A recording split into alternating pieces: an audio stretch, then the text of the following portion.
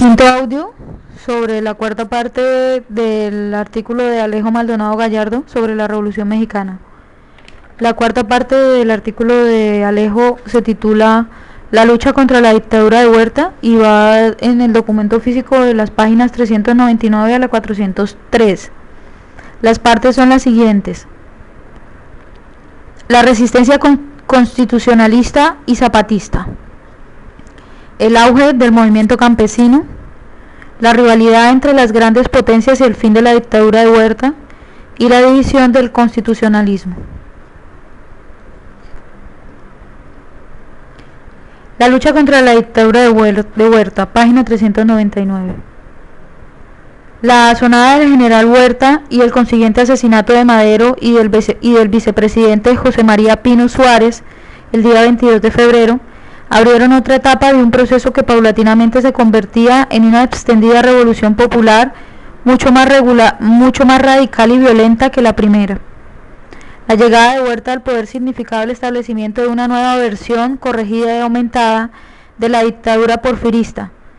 Según el pacto de la embajada o de la ciudadela, como se le conoce al acuerdo entre los bandos que depusieron a Madero, según el pacto de la embajada o de la ciudadela, como se le conoce al acuerdo entre los bandos que depusieron a Madero, Huerta asumiría el poder como presidente provisional, mientras convocaba nuevas elecciones en las que apoyaría la candidatura de Félix Díaz. Pero una vez en el poder, envió al sobrino del exdictador a Japón y sacó a sus partidarios del gobierno para quedarse como dueño de la situación, con el apoyo del ejército, la iglesia, los terratenientes, los banqueros y la burocracia porfirista. Al mismo tiempo, intensificó la represión al campesinado, suprimió la libertad de prensa, anuló los progresos alcanzados por los trabajadores durante el maderismo, como por ejemplo la Casa del Obrero Mundial fue clausurada en mayo de 1914, y también encarceló o asesinó a sus principales contrincantes. Además, ante los primeros atisbos de oposición, disolvió el Congreso, al comprobar que estos últimos vestigios democráticos no le servían para mantener una apariencia de legalidad. Esa disolución del Congreso se dio el 10 de octubre de 1913. La resistencia constitucionalista y zapatista. Desde los primeros momentos, la dictadura de Huerta tuvo que enfrentarse no solo a la persistente rebelión zapatista en el sur, sino también en el norte, región que entró nuevamente en erupción al quedar cancelado el curso democrático abierto por Madero. En Coahuila, Venustiano Carranza, gobernador constitucional de ese estado, se negó a aceptar el golpe militar y tomó la iniciativa con el apoyo de la legislatura local el 19 de febrero para desconocer a Huerta como presidente. 7 días después dio a conocer el Plan de Guadalupe, un programa político que levantó objeciones en algunos de sus seguidores, pues carecía de una orientación social, carecía de reivindicaciones campesinas y obreras. A pesar de ello, fue aprobado en la Hacienda de Guadalupe, en el distrito de Monclova, en Coahuila, el 26 de marzo de 1913. Con la adopción de esta plataforma, Venustiano Carranza pretendía aglutinar a los simpatizantes de Madero para restablecer el orden constitucional. Ahí repudiaba a los 3 poderes federales, desconocía a los gobernadores que no siguieran el mismo proceder, y él fue designado primer jefe del ejército constitucionalista y encargado del poder ejecutivo, todo con mayúsculas iniciales, un nombre propio. Cargo administrativo, quien convocaría a elecciones tan pronto como tomara la Ciudad de México. En Sonora, donde el gobernador Maytorena no había licenciado a las tropas que participaron en el levantamiento maderista, se contaba con un ejército armado y bien pagado, al que, según Gili, comillas, se incorporaron campesinos y trabajadores de la región, ferrocarrileros del Pacífico, mineros de Cananea y Nacosari, y un contingente entero de la tribu Yaqui, fin de las comillas. En el caso de Chihuahua, los campesinos que se incorporaron a la revolución, comillas, eran descendientes, dice Capps, de los colonos militares que habían recibido tierras y ayuda económica, primero de la administración colonial española y más tarde del gobierno mexicano, a cambio de luchar contra las tribus indias nómadas del norte. Fin de las comillas. Fue en Hermosillo, en el estado de Sonora, donde se organizó el gobierno provisional y al ejército constitucionalista.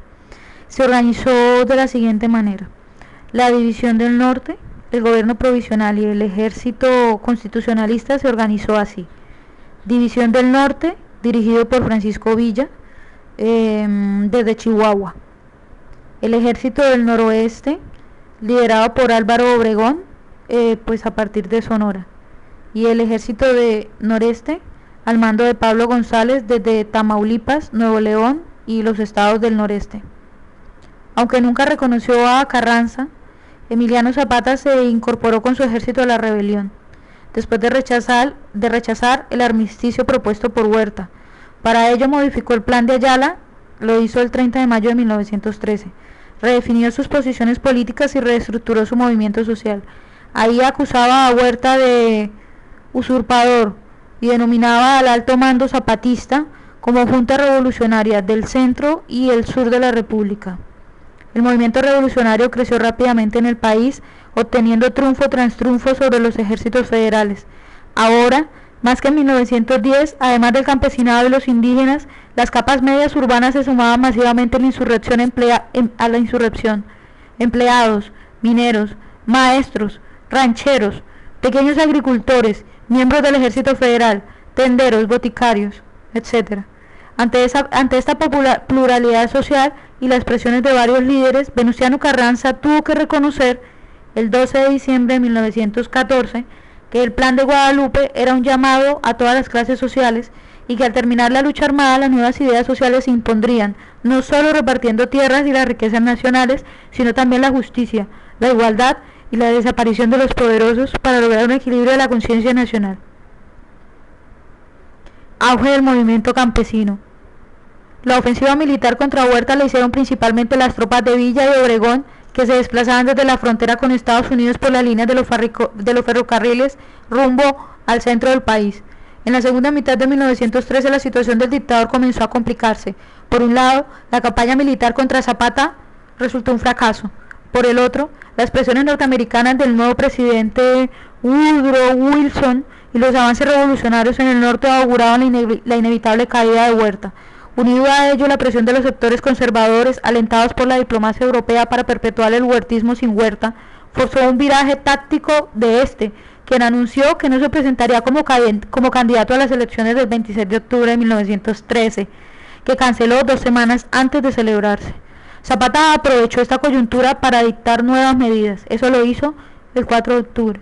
Zapata aprovechó esa coyuntura y también aprovechó para mejorar la organización de sus fuerzas, denominadas ahora Ejército Libertador del Centro y el Sur.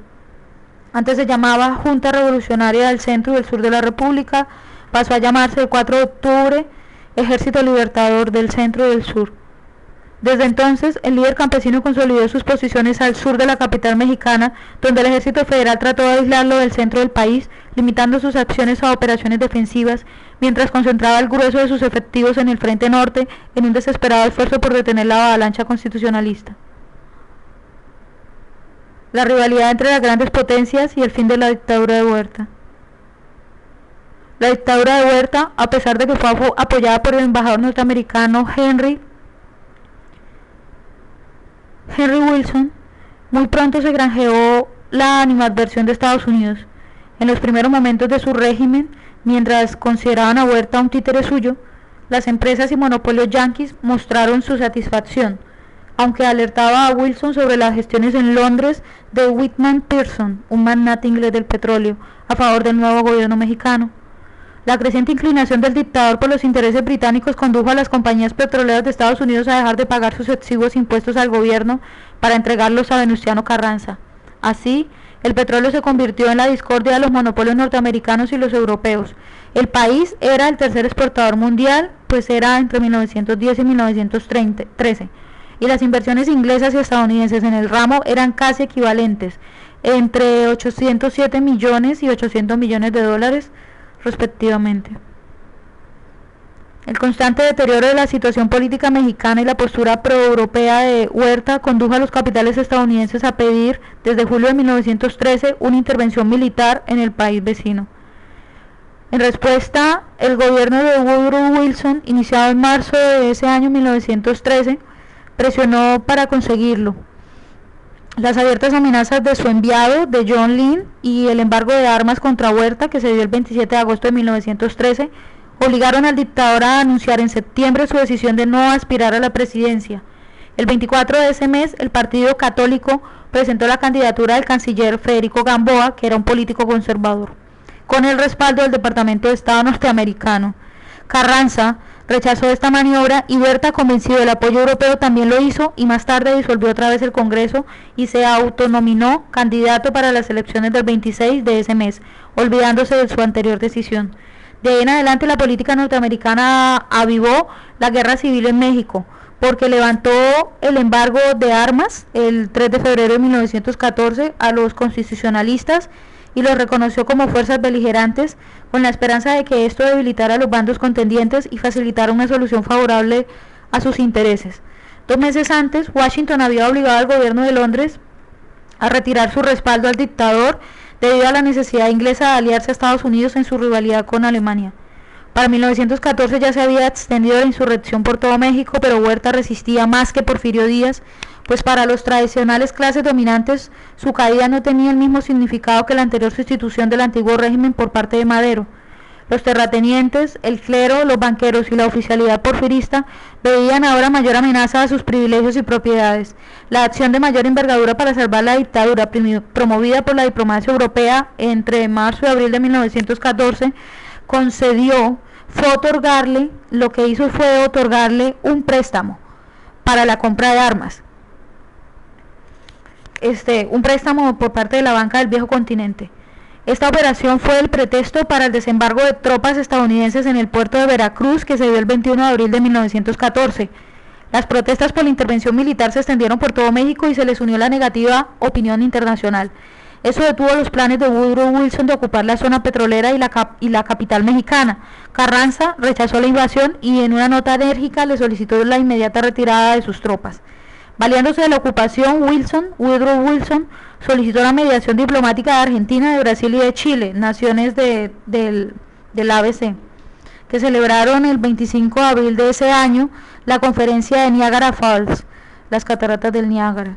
En ella, Estados Unidos hizo una serie de exigencias que incluía la renuncia de Huerta y la designación de un gobierno provisional. Ello mostraba la desconfianza de Washington hacia los revolucionarios y su interés por instalar un gobierno bajo su influencia y frustrar de paso el inminente triunfo de estos.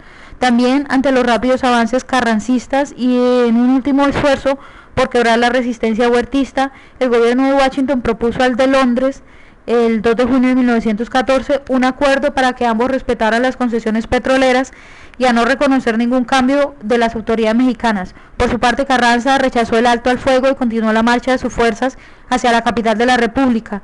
Para frenar esa ofensiva, Estados Unidos decretó un nuevo embargo, aunque lo levantó cuando Huerta recibió las armas compradas en Alemania, el 28 de mayo de 1914.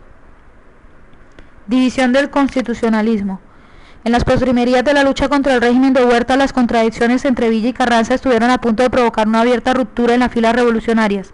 El antagonismo entre la dirección burguesa del movimiento y su fracción campesina se agudizaba en la medida que aproximaba la victoria final, pues la división del norte había ocupado un primer plano no previsto. Por ello, después de la toma de Torreón en abril de 1914 por parte de la división del norte, Carranza puso obstáculos a la ofensiva villista con rumbo al sur, para dar tiempo a que el ejército de Obregón entrara primero en la capital de la República. De allí la orden a Villa de enviar 5,000 de sus hombres para apoyar al sitio de Zacatecas. Al negarse, Carranza le suspendió el suministro logístico. Como la ciudad era una plaza estratégica, Villa, contra la opinión de Carranza, se fue sobre ella y la tomó el 23 de junio después de una sangrienta batalla, la más importante de esta fase revolucionaria y que precipitó la caída de la dictadura.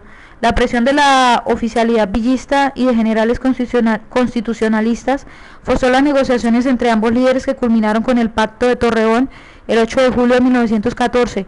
Ahí Villa reconocía a Carranza como primer jefe y este lo confirmaba en el mando de la División del Norte, prometiéndole suministros y armamentos. Además, los dos convenían en convocar después del triunfo una convención de oficiales y delegados revolucionarios para fijar la fecha de elecciones presidenciales y aprobar un programa para el futuro gobierno. El Pacto de Torreón incluía un artículo 8 impuesto por Villa en las negociaciones que llamaba a la reforma social y económica ausente en el Plan de Guadalupe. Poco después, Cuando Obregón se encontraba a punto de tomar la Ciudad de México, Carranza repudió dicho pacto, el pacto de Torreón, argumentando que no lo había firmado. Casi al mismo tiempo, el 15 de julio, es decir, 7 días después, Huerta renunciaba y dejaba el gobierno al presidente de la Suprema Corte, a Francisco Carvajal, quien de inmediato negoció la rendición con Obregón, que ocupó la capital mexicana el 15 de agosto, en medio del júbilo popular. 5 días después, Carranza hizo su entrada triunfal en la ciudad. Es el fin del audio quinto. Estoy en la página 403.